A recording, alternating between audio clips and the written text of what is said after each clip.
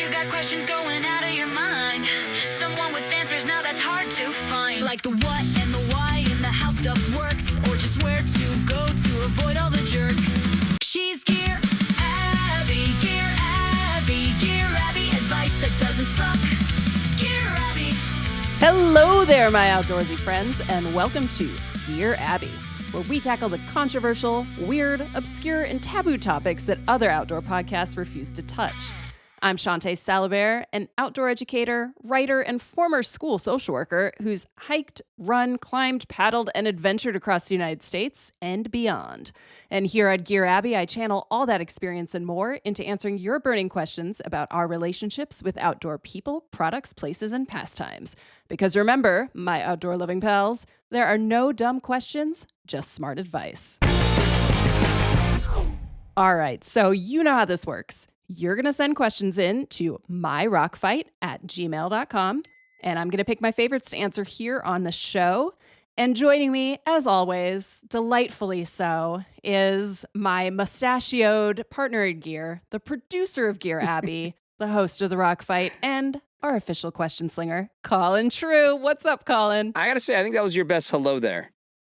We're on episode episode 4. I think that was your best hello there of your hello thers. Wow, thank you. Good. What really brought it for you? You nailed it. You could tell you've done it a few times now, and just like you knew where you had to get to, It took me a couple decades, but finally I know how to say hello to people. Hello. Hi. Howdy-ho.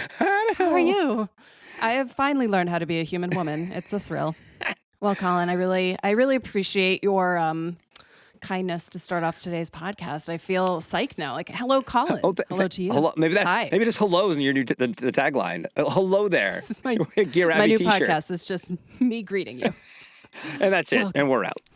Attention, Gear Abby listeners. This is your producer and partner in gear, Colin True speaking. And I wanted to let you know that sound you just heard, the one that sounded like this, that's your indication that there is a footnote available for you on the Gear Abby episode companion article over on rockfight.co. Go check it out to get even more from every episode of Gear Abby. And we're out. Great. Thank you for listening. Each episode will dive into a different way to say hello. Different language, maybe? Yeah, konnichiwa. I was studying Japanese for a while because I was supposed to go to Japan. I was going to spend like a couple weeks in Japan and backpack and do some other stuff. And then, when I was supposed to go to Japan, Colin? COVID? Yeah, March 19th, 2020. I mean, that's just great timing. It's just the answer. As soon as someone's going to be like, I was going to do something, and then I couldn't. Let me guess what it was. It was the Rona. Yeah. Well, you know what? I'm sure that's not what people are here for today is language learning with Shawnté. So what they are here for are some really thoughtful questions. So let's kick it off. What do you got for me? All right. Our first question today comes from Hallie E. I believe it's Hallie, not Holly. It's like Sally with an H, so I'm going to go with Hallie. Dear Gear Abby, how does a solo female hiker get over her fears of hiking alone after she freaked herself out with too many true crime podcasts? Oh, good one. Well, all right. First of all, Hallie, you may want to start diversifying your podcast listening to include maybe like less terror-inducing crime-ridden podcasts. It's a thing. The true crime thing it's truly a thing. It is. I mean, I am absolutely guilty. My mom, of all people, is the one who got me into it. So, yep, I have listened to my fair share, and I totally get where Hallie's coming from. I think that's a very normal thing. And but here's the thing: is that what's normal is having fears about hiking alone. I think that is something that people of all genders experience. I mean, I was actually terrified the very first time I set out to backpack by myself, which was, believe it or not, when I was preparing to spend a summer on the PCT. So I had not ever backpacked alone before then. It was a little bit of anxiety fuel before I left. So I had this kind of short list of nightmares that included snow, ice, mountain lions, bears, lightning, loneliness, sketchy river crossings, running out of food, and obviously dealing with creepy humans, honestly. But you know what? I experienced all of it while I was out there. Every single thing happened. Is this supposed to reassure Hallie? Yeah. Or... We'll get to the reassuring part. First, we need to be real, okay? We need to be real with Hallie. So here's the deal. I woke up one morning to a snowstorm in July. I came within high-fiving distance of a bear. One day, a mountain lion crossed my path, actually, one morning when I was hiking up to a pass, and it was uncomfortably close to me. It actually went into the woods, and I was like, okay, buddy, please don't come for me in my sleep. There were some days where I cried because of loneliness, honestly. One day I went over a high pass. Lightning struck the ridgeline not far away from me. I had a small panic attack after watching a couple people like dip into a creek crossing, a pretty burly one that I still hadn't crossed. I almost ran out of food and I had to weasel some out of these weekend backpackers that had too much. And yeah, I had to deal with this absolutely annoying pest of a man who wouldn't leave me alone for 2 solid days before I finally kind of held my ground and told him to screw off. But the thing is, like, all right, all those things happen and I was absolutely fine. Mm. Yeah. And I was fine not because I am a superwoman, although please, please feel free to think so. It was because I spent time with my fears before I set out, just kind of taking stock of all these things that I was worried about and figuring out how I could actually address these concerns, my many, many concerns ahead of time instead of letting the whole thing just ruin my trip, We talk about sometimes, and I'm sure this will come up on a future episode, but I always talk about packing your fears. People tend to pack all these things thinking they're going to, I'm just going to bring all this extra stuff because it's going to help me if this maybe happens or that maybe happens. But I think here, Hallie and Colin, in case you've ever felt these things inside, have you?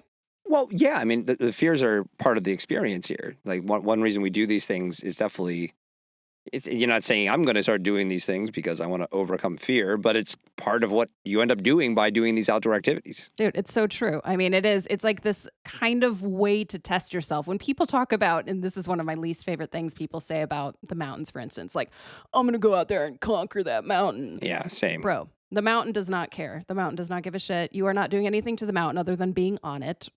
Or in it, I guess if it's a volcano or something. But yeah, you're really conquering that stuff that's inside of you. So yeah, you feel me. Yeah, totally. But here's the thing, like, here's how I deal with it. And here's how you could deal with it, Hallie, and anybody else who's listening, is sort of identify what you can and cannot control, because there are going to be aspects of both here. So, for instance, if you're worried about getting hurt in the backcountry, which is a super common fear, you can't really control freak accidents. But you can, for instance, take wilderness first aid training, which is geared towards people who are going to be deeper in the backcountry, further away from help. And I've actually used my wilderness first aid training in emergency situations when I've been out there. So it comes in handy, and it's just something you have sitting around in your brain. Or if you're worried about animal attacks, I mean, it might help if you look at actual statistics rather than watching, I don't know, Werner Herzog's Grizzly Man. Yeah, not a good one. Not a fun rewatch. It's not like a rewatchable movie. Yeah, it's not. That's not a cuddly film. No. I mean, maybe to the grizzly. Like if a grizzly was watching, maybe. I don't know. It's like, this is great. I love this. This is like I my life. wasn't into it in the beginning when the bear liked the human, but the ending, chef's kiss. Just touches me straight in my soul. Grizzly bear movie reviews coming soon from the rock fight. Okay. Next up. Okay, yeah. Well, we'll do a podcast about that. I'm into it. I mean, I actually went, Colin, because this is how nerdy I am. I went over to the North American Bear Center's website, and this is what wildlife biologist Dr. Lynn Rogers wrote. She said, black bears have killed 61 people across North America since 1900. 1900. That's a long time ago, guys. This no longer worries me. My chances of being killed by a domestic dog, bees, or lightning are vastly greater. My chances of being murdered, speaking of murder podcasts, are 60,000 times greater. One of the safest places a person can be is in the woods. Right, no, being murdered, not being murdered in the woods by a domestic Hallie. dog covered in bees while being zapped by lightning. God, I'd like to see that. I mean, that would make a good documentary. It's like an X-Men villain or something like that, Extreme nature man. I'm not very good at creating X-Men villains, as it turns out. I'll workshop that one on my downtime.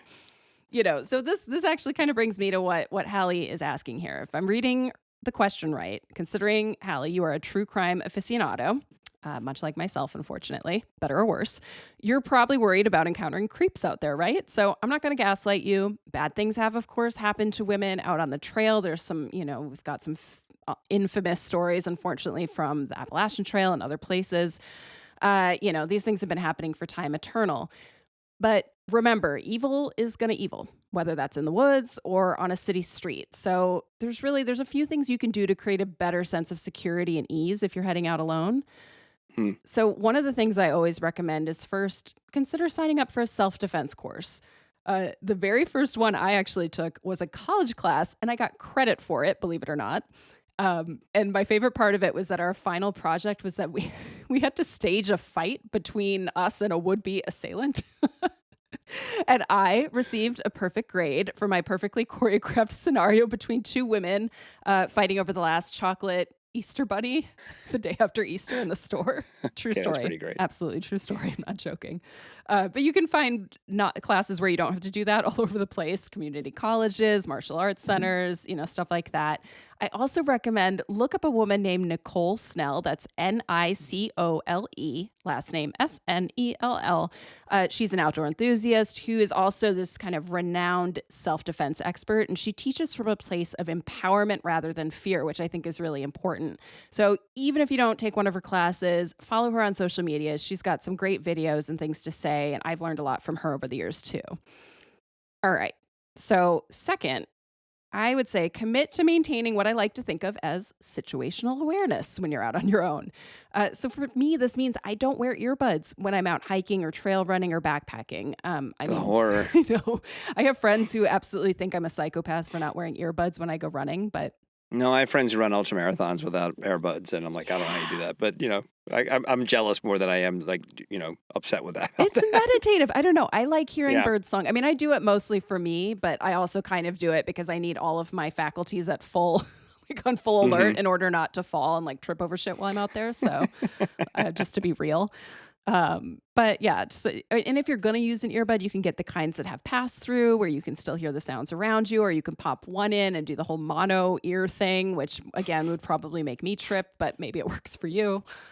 And I'd say third, be open to the magic of the people you can meet out there because that's real, but also be really firm in your own boundaries. Know what's comfortable and uncomfortable to you. So I think one of the most common things that people will say to other hikers is, where are you going? Where are you heading? Where are you camping tonight? And it's usually this kind of innocuous small talk, but remember, you are under no obligation to answer this or any other question, or to even answer it truthfully, okay? So to quote the hosts of My Favorite Murder, one of maybe the top true crime podcasts out there, which I assume, Hallie, is queued up on your absolutely true crime written podcast queue. Fuck politeness. So that's what they say. The whole idea is you don't know anybody's shit. You just get out there, and no matter what anyone asks you, especially as a woman, I think for me, women, we're conditioned to be nice to people. And he's just asking an innocent question. I don't give a shit. You know what? I just tell people, listen, I'm just going to see where the day takes me. I don't care if they think I'm an idiot with no plan. I'm just going to go wherever I feel like. I'm Dorothy. I'm looking for Oz. I have no idea. You don't need to tell them anything. So, I mean, ultimately, trust your gut. It's better to be safe than sorry. And that became a maxim for a reason, It's always worth it to overreact a little bit if you feel like that's the case when you're nervous, rather than underreact and have something bad happen. So if you're getting weird vibes, just mosey on down the trail, find a new campsite, backtrack if you have to. It's always worth listening to your intuition. But finally, Hallie, one final thought I want you to take with you, whether it's bear attacks or lightning strikes or creepers. Remember that the likelihood of you experiencing something truly awful out there is fairly small. And the likelihood of you having a really great time is pretty high. So confront your fears, prepare as best as you can, but also remember to be present and maybe listen to some more upbeat podcasts on the way to the trailhead, okay? And if all else fails, knee to the groin. Knee to the groin. That's a good one. We definitely learned that in self-defense. All right, Colin, I love how we ended that last question. I'm just going to be thinking about Knee to the Groin for a while. Thank you for that. Another new band name? Knee to the Groin, which, okay, we're going to add it to the probably list. is a band, It is a band. right? That's got to be a band Is it, or an album. Is it a hardcore band? Or? If it's not, it should be. Like a screamo, one of those bands that's really melodic and fast metal, and then the guy just sounds like he's having a full mental blowdown into the mic? That? Yes. Yeah, that sounds about right. Knee to the groin. We are knee to the groin. Yes. Okay. I'm glad we're on the same page here. With that, all right, let's dive into another question. What do you have for me? Okay. Next question. Dear Gear Abby, I'm going on my first whitewater rafting trip in a few weeks, and I'm super excited. The only other multi-day trips I've done are backpacking trips. Any pro tips on what I should pack that would be different than what I would take backpacking? Signed, Stoked for the Salmon. Yeah. I want to know if Yeah. they're going out on the Salmon River, which was actually my first pack rafting trip, or my first rafting trip, or if they're just going to eat a bunch of salmon when they're out Take there. just a lot of smoked salmon Just in gonna the catch some cooler? salmon. Like, what's going Maybe on? you're fishing. What do you? I don't want to limit it. I'm going to think it's the former. I think they're going to be paddling the Salmon River. Okay, Is what that's I'm a good. guessing. And if so, they're very lucky because that is a sweet, sweet river. It was my very first rafting experience, actually, and I remember being really excited about it, and nervous as hell. Let's be for real. Like all I could think about was, am I just going to end up in a rapid somewhere with my legs in the air, just pinned under, and my mom is going to get this awful call one day from like some sheriff from rural Idaho. But what a good story about why you went out, right? Yeah, it's not Oh boring. yeah, at you know. least. Yeah, exactly. Yeah, better than a snake bite, I guess. Salmon bite. Salmon's brutal, and they're pissed. We keep damming their rivers. Could you imagine? Like, God damn it! It's like if the orcas, it's like the orcas on a micro level. If all the salmon just started banding together. I mean, if salmon can swim upstream, what can't they do? Listen, I know how I feel when I haven't had sex for a while, and they've been like decades. They're trying to spawn, all right? All they want is to bone just a little bit. The salmon are so horny. So they could do. Listen, when you're in that state, anything could happen. So I wouldn't put it past the salmon. So be careful. And then if they caught wind that it's our fault, forget it. We're done. Yeah, enjoy. Horny Salmon, another band name, by the way. That is absolutely. That's probably a jam band, though. It is. Absolutely. Yeah. Right into my rockfight@gmail.com if you disagree. Or is it the response to Leftover Salmon? Ooh. And it is more punk rock or hardcore or something like that. Now we're getting into musical history, which I'm into. So that's like when Nirvana was the response to hair metal. This is great. Okay. See? We're getting nerdy here. See? Love it. Yeah. Love it. All right. Well, I feel like we should give Stoked a real answer here. Sorry, Stoked. We're just stoking your fears of horny salmon. Of horny salmon. Which, maybe something we should be more afraid of. Hard to say. Well, all right. I'm going to keep this quick because the main difference with the river trip when you're comparing with your backpacking experience is that, wait for it, you're on a river all the time. Big difference. Yeah. And if you're not on the river, you're in the river or next to the river. So basically, you are always damp. That is what I discovered. Much like a horny salmon. Much like a horny salmon. Wow. I can cut that if you want. Keep that in. That's staying. Anyone who's made it to episode 4 at this point, where I've talked about They know what they're in poop for at here. least 3 times, they know what they're in for. All right. So, I did say people could ask any questions. Just don't ask me about the spawning habits of salmon because I don't really know a whole lot other than what Colin shared with us today. Clearly, I know a lot. Yeah, that's your new podcast is The Horny Salmon with Colin Shrew. Can't wait to listen. All right, let's get back to Stoked here. Yes. So here's what I did. That would be different from backpacking. I brought a large dry bag, which held all of my, wait for it, dry stuff I wanted to remain dry. Things like my pajamas, things like my camp clothes. Much like backpacking, you always want to have a set of warm, dry clothing that you can switch into when you get at camp at night when you're off the river. I also had a smaller dry bag that I kept near me on the boat, and I just filled it with snacks and sunblock, a few odds and ends, and I just used a carabiner to attach it to the raft just in case we flipped. And that's pretty common. So bring carabiners. They're great because you can attach it onto all sorts of little points on the raft. So given the constant dampness that we've described with both the rafting and the horny salmon, my daily outfit was a bit different from what I'd wear backpacking. So I had swimsuit bottoms and top, running shorts, a big floppy sun hat with a chin strap because I was petrified that it was going to go like woofing off into the water at some point, sunglasses with not brand name Croakies because I'm not that cool, but a little holster to keep your sunglasses around your neck so you don't lose those. A dry suit top, which I got from the guide that was leading the trip. That's really nice. Otherwise, a sun shirt will work. And then I wore Tevas. Teva.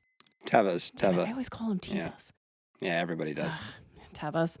Since you really want shoes that can, not only get wet, but that will also actually stay on your feet. So don't wear flip-flops if you're going rafting. You're going to lose them almost immediately, I swear. And you may go into the water, which I am very proud to say I did not. Contrary to the contents of every single dream I had in the week leading up to that trip, or maybe nightmare. I stayed dry unless I wanted to be wet. So to that note, I also brought a light pack towel. I brought a water bottle that I could clip to the boat and a small waterproof case for my phone. But I think, honestly, my favorite thing that I brought was a small watercolor kit. We had a lot of downtime on the boat when we weren't in the rapids and we're on shore doing an excursion or camping. And it was fun to make just absolutely terrible paintings of these absolutely magical surroundings. Honestly, I still look at them today and I'm like, oh, I remember when I did that. And the poor guide is behind me rowing like furiously. But if you are going with an outfitter, the guides will also probably bring some games, which is kind of fun. And if your guides are anything at all like the ones I had, they'll also bring weird outfits that you can change into when you're drunk on shore each night. They definitely will. Yeah. So it turns out that much like backpacking, it's also a good idea to carry electrolytes. Yes, that is true. Yeah. It's even if not for the drinking, because the sun will get you. So I think if you're going to rank these activities, it's hard not to put going on a river trip over like a backpacking trip for the simple reason only of you get a lot of those same experiences in terms of the wonder of nature and all those things and that we talk about when you go on a backpacking trip. But you can bring way more stuff because you're on boats. You can bring your guitar. You can bring all these things like you mentioned. You can bring a watercolor kit, things that you would say, "Well, I'm not going to wear that on my back," And again, like I'm not. It's not a 1-for-1 comparison. But as you laid them out, and you're like, "I'm going to go a long distance in the backcountry. What is going to be the most enjoyable?" You kind of have to give the edge to the river trip because it's just so different than it is to just get in a boat every day and you're going down the river and you get out of the river and you cook food and you sit on the shore and all these kinds of things. It's just the most wonderful experience. And I do endorse highly, hire a guide. I waited too long to go on river trips because I wanted to learn to do it myself. I'm like, I'm gonna learn to row a boat and then we can do river trips. And finally, I'm like, okay, I'm getting older. I have kids. There's no way this is gonna happen. So we went on a guided trip, and it was spectacular. So I'm a big fan. I'm a big fan of the river trip. wow, I had no idea you were such a river rat. I love this enthusiasm. Well, Where'd you go on that trip? we've done two. We did the Rogue River and we did the Green through the gates of Lador. I don't know why I thought Utah, you were going to say Colorado. the gates of hell. Through the gates of hell. Gates of hell. With the horny salmon. That's how they spawn. They go through the gates of hell. Very damp in there, as it turns out. Hell is damp. It's just that perfect blend. And look, this is definitely a demographic thing where I am not in the I want to go live in in the dirt for 2 or 3 weeks at a time. I do. And it's and I do. And the guided thing makes it great, and they make your meals and everything like that for you. And it's just it's a completely different animal than going on a backpacking trip, and you different takeaways I'm sure from both. But there's just something real special about being on the river, going in the river time, all of the things that Shawnté mentioned. Yeah, thumbs up. Oh, love it. Yep. Ah, wow. All right. So far, so good, Colin. I feel energized. Like we started off with a real strong hello. We've taken some twists and turns during the show today. I think it's the hello. The hello set the bar. I'm gonna have to listen back to that and good just hello. try to imitate and grow with each episode. So that I love it. because I think you're bringing your horny salmon thunder. This is great. Is that gonna be the name for our listeners of the horny salmons? I mean, is that No, no. All right. Let's try to salvage this and come up. You got a third question for me? I hope you do. I do, and it's a good juxtaposition from the one we just had because we're going from sunny hot days on the river to cold icy days in the winter. Ooh. Dear Gear Abby, I see a lot of people arguing in Facebook hiking groups about whether microspikes or crampons are better when you're hiking in the snow. What's your opinion? Signed, Santa Claus. Santa. Oh my God. Claus. Santa Claus listens to the pod. Oh my God. We're really going places now. Maybe not after this episode, but at least until now. Don't tell the kids. So to answer your question, Santi, my opinion, since you asked for my opinion, is that you should ignore all of the yahoos online and simply just use the right gear for the situation, okay? So let's run through a few wintry scenarios and the traction that makes the most sense. So if you are hiking across relatively mellow terrain on deep snow, especially early in the season before it's gotten all compacted, what you want is something that offers flotation in addition to traction. So for non-skiers, this is going to mean snowshoes. Now, the main benefit of snowshoes, besides looking cool, like you got big old snow flippers on, is that they spread your body weight over a larger surface area, which reduces the likelihood that you'll end up like Artax sinking into the quicksand and the swamp of sadness, a never-ending story. Atreyu! I was hoping, I- Colin, you would just naturally shout out Atreyu. You want me to do the Atreyu? I was hoping. I'm not.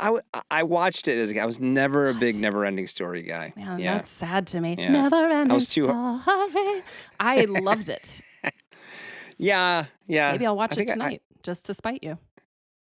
Well, then you have to rewatch the horse die again. Oh God, that's true. Actually, that's the worst part. I just reiterated the worst part of the whole movie. No, You did. I'm just Now you're gonna go watch it. fast forward to the part where she goes through the gates with the oracle ladies, the creepy ladies with the laser eyes or laser boobs or whatever it is. You know, if you were a child in the 80s and you watch this, you know exactly what I'm talking about. Yeah.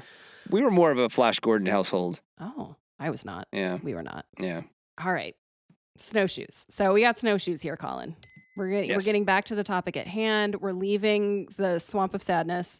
We're here in the snowy mound of snow, and the snowshoes. So snowshoes also have built-in traction. They're not just for floating around on the surface. They've usually got some metal teeth, which some people do refer to as crampons, but it's not the same as the device we're going to talk about in a second. But usually metal teeth located kind of at the instep. Some of them have it up front, and these will help you bite in a little bit. You can also use the frame of the snowshoe to sort of kick step sideways and get some traction in the snow. You don't want to venture onto like steep, icy slopes with these things, but they do have some grip. In shoulder season, however, when there's still snow on the trail, which is probably what Santi's referring to here, and it's become compacted through that, all these freeze-thaw cycles that happen where basically during the day, the snow's going to heat up, it's going to become liquidy, and then it's going to get cold and freeze, and then more snow falls on top of it. You just got this like hellish sandwich of ice and snow and compacted snow, and snowshoes just aren't going to be the most efficient mode of keeping you upright in that kind of stuff. Now we're going to get into crampons versus spikes. Dun, dun, dun. Main event. All right. Crampons, which are most commonly used for mountaineering and ice climbing, are these kind of rigid devices that click or strap onto boots with these long metal spikes that help you gain purchase on hard and slippery surfaces. So a key component of crampons is that they have front points, like little fangs out front, and these help bite into hard snow and ice when you're moving across a steep slope. So crampons are heavy, they're super sharp, and they're designed specifically to be worn with boots. And generally, if you're using crampons, it means you're traveling across steep slopes with some sort of major fall risk, like injury or death is imminent if you're sliding down this slope. So you should also be carrying an ice axe as well. And crampons are also super badass, according to my friend Anna, who is a very indoorsy person who just really likes how it sounds when you say it out loud. Oh, if we and we should do this over on the Rock Fight. If we had the most badass piece of gear draft, I feel like the number one draft choice would be crampons. Yeah. I can't get my voice Yeah. low enough to do. Wait, do it. You do it. Crampons. Yes. I don't know if I agree with your friend Anna that it's the name because it's kind of a. It sounds There's a like lot of places you tampon. go I know with what the you're. name. I know what you're thinking. Right? It sounds like tampon, but it's tampon and cramps. It's a whole menstrual cycle thing going on with the name. That's right. Female power. However, she is right. When you're strapping just giant fangy metal spikes to the bottom of your feet so that you can crawl up the side of a frozen mountain. That's how I feel when I'm on my period. Like, it's exactly correct. Crampons. Just in there, just yelling. Yeah. I'm just yelling the word crampon across the dicey slope as I dig my ice axe in. Yes. Wow. I actually kind of like this visual. I'm not going to lie. Just free bleeding on the slope. All right. So these very badass crampons of mine, to be honest, only come out of their box when I'm going to be on steep snow slopes, which is pretty rare these days since most of my hiking buddies are middle-aged and risk-averse. So I also have a pair of Catula K10s, which are sort of a middle ground between a traditional crampon and spikes. We'll get to spikes in a second. The shank of these, which I just like saying, the shank of these, it's more flexible than a traditional crampon. And the spikes are less aggressive. So traditional crampons are really meant to be worn with boots, but I've been able to wear the K10s with trail runners during early season trips in the Sierra, and it's because they kind of flex a lot more in the middle, so your shoe isn't getting stuck in the device. Truth be told, though, they're kind of a limited use case, but I do think they thread the needle just enough and provide slightly more traction than spikes, as long as you're not counting on them to sort of grip in steep terrain. So now, spikes. This is what I think, like when you're thinking of thru hikers in particular, they talk a lot about spikes, but also people in urban areas wear spikes to go take the trash out. So commonly people call these micro spikes, but that's actually a product name. That's a Catula product, micro spikes. But we'll just use spikes as a general term. They're the lightest of the traction devices here. They're designed to fit over anything from tennis shoes to hiking shoes to, non-mountaineering boots. They're made out of a flexible upper that kind of slips over your shoes, and then a collection of these short, lightweight spikes that are kind of connected by chains, usually on the bottom. It's like tire chains for your feet. So they're great for extra traction on ice or hard-packed snow when you're on flat or moderate terrain, but they will not do jack squat if you're in deeper snow or on steep slopes where those longer spikes and the front points of an actual crampon really become crucial. So I carry a pair of Black Diamond's distance spikes with me during early season trips in the Sierra, where I might hit some patches of, morning ice or hard-packed snow on some of the passes. And honestly, it's like a 6 ounce, maybe a little over 6 ounce weight penalty, and it's worth more to me than falling on my ass while wearing a full pack. So there you go, Santi. Slowly back away from the Facebook hiking groups and choose your weapons wisely. Everyone should notice that Shawnté did not say yak tracks, because yak tracks should be retired as an outdoor piece of gear. There's your taking the garbage out sort of thing on throwing your foot. Now, give them their place. I think they were sort of first to market with this sort of not a crampon, but still give you traction. But the spike, the evolution of the spike has sort of pushed those to the side. Yeah, and, they're fairly lightweight now. You don't have to, cobble break. your own shoe like Colin's describing. Just go buy one if you want a pair of these things. But yeah, stay away from the yak tracks. That's city stuff. So don't take those out. Unless Yak Tracks wants to sponsor our podcast, then we love them. Yak Tracks, call us. Call me. God, Yak Tracks, Love they're the them. best. I wear them to the beach. I love to wear them so I don't fall in the bathroom. All right. It's that time that we both look forward to and dread every podcast. It's time for our final question. All right, Colin, I'm prepared. Are you prepared? Yeah, I mean, I was kind of there with the horny salmon, so I'm glad. So I was ready to go home. I was ready to take off, All right. Please, no feisty animal friends. What do you have for me? All right, last question of the day. Dear Gear Abby, in a world where the environment is more and more subject to change, industrialization, and deterioration, some big words in this email, how do you remain optimistic about the future of natural spaces? And what actions can one take towards protecting precious outdoor destinations? Signed, Danielle with 1L. This is an excellent question, though. Damn, Danielle with 1L coming in with a hard hitter. That is an excellent Industrialization and deterioration. Man, back to back. Right. Those are like 65-cent words. That's a lot of word in there. That is a full $7 sentence. Thank you. Wow. See, you can write in. You really can write in any question. We will do our best. Send in anything. If you really want to know about salmon spawning, hit me up. We'll see what we could do. Maybe I find a marine biologist that can talk about it, or like a fisheries expert. That's or a good salmon. idea. If there's a salmon out there, if there's an orca out there, if you want to talk about what you guys are doing out in the ocean, myrockfight@gmail.com. So actually, on a serious note, Danielle with 1L, your question reminds me of this time, some years ago when I was interviewing an award-winning French environmentalist who was fighting for ocean health. She won this huge award. And I was talking to her for, I think, Outside Magazine. And I said, when you think about the work you've done, which was pretty incredible at that point, what gives you hope when you look 5 or 10 years down the line? And her response to me was, in a nice French accent, do you want me to give you a nice answer for your story, or do you want the real answer? I feel bad for her, and I'm so appreciative of her in that one sentence. Oh my God. Like, that was really nice of her, but also that means that she's probably had to do both of those things before. Oh, it was such a heavy moment. I have never before been filled with so much dread during an interview. Ma'am. So I asked for her real answer, of course. I wanted to know, all right, what are you hiding over there? I need to know. What am I going to cry about tonight? So she basically told me that the ocean was screwed. We've already reached the point. We've already tipped past the point of bringing it back to a healthy, super healthy state.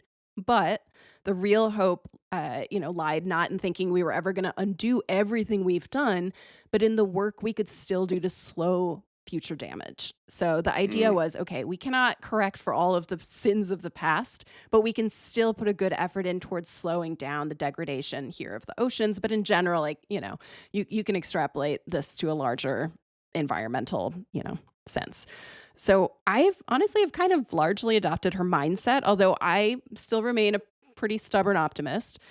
For me, the hope remains in 2 ways. So first, I have hope in people like you, Danielle with 1L, who care enough to ask and care enough to act. And second, I have hope in the resilience of nature itself. I mean, all it takes is a walk past an abandoned building to see that nature, and that is, all the stuff in this world that's not created by humans, will always find a way.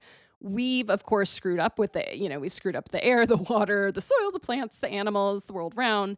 But if humans end up going the way of the dodo, I take solace in knowing that according to my high school biology teacher, Mr. Dufek, the insects will still outlive us all. Shout out, Mr. Dufek. That man was also our football coach. He had a lot going on. Real man's man. So all this to say, I'm not a nihilist, okay? I think we can actually still affect change and plenty of it. So while taking individual action is important, that's stuff like, using your reusable tote bags instead of plastic ones at the store, composting food scraps, and in general, just buying less shit. I think that if we truly want to protect all aspects of the natural world that we are also a part of, we got to really work on systemic change, which is what will actually move the needle. So Danielle with 1L, in addition to taking local action, such as participating in stuff like bird counts and, when people are going out trying to get a sense of what species are out there, planting pollinator gardens, contributing to nonprofits that are working on protecting and better connecting people to the land, start also becoming more politically aware. And by this, I mean specifically learn about local, statewide, and federal legislation that affects environmental and human health. Call and write your members of Congress, as well as state and local legislators. Let them know how you feel about these proposed policies. I mean, honestly, propose your own. Get in there. Why not? Write op-eds for your local paper if you're a writer. Divest your spending from companies, and this includes banks, that fund environmental degradation. So this means actually researching where you're spending your money. Consider becoming an active member of local and national orgs that are dedicated to protecting and preserving the natural world. I mean, hell, consider running for office if you got the stomach for it. I've thought about it myself. And if all of that feels like too much, because those are all big picture things, think of one place that you love and feel connected with. Learn the human and natural history of that place. Seek out the people and the groups working to protect and nurture that place today. Give them your time, your money, your energy, whatever you can spare. Change comes in waves, sure, but I also think it comes in drips and drops. And just to end this on the corniest note possible, go out there and make a splash, Danielle, okay? It only takes a little bit. So I really think things start local, and then you can just grow into an orca. Start as a salmon and become an orca with the work you do to protect your favorite places outside. Yeah, it's cliche. When I think of these topics, I take some solace in the fact that we are pretty much doing this to ourselves. Yep. There was some Discovery, little documentary show or something. I remember seeing it. It basically said, the premise was, if you eliminated human life from today, like all humans just went away, what would happen on the planet? And it showed kind of basically a time lapse, like digital recreation or whatever.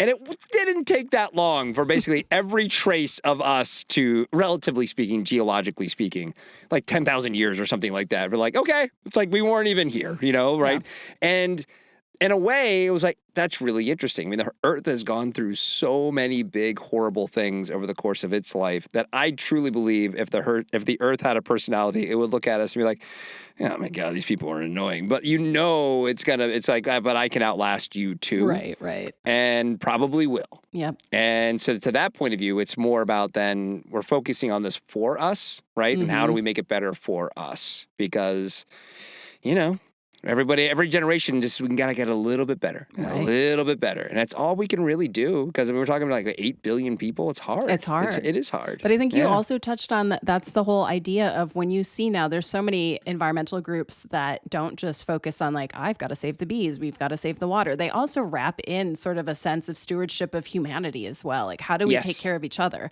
Because you're right. You hit the nail on the head. We're not doing this for the fish. We're doing this for us ultimately, because we want nice things to be around.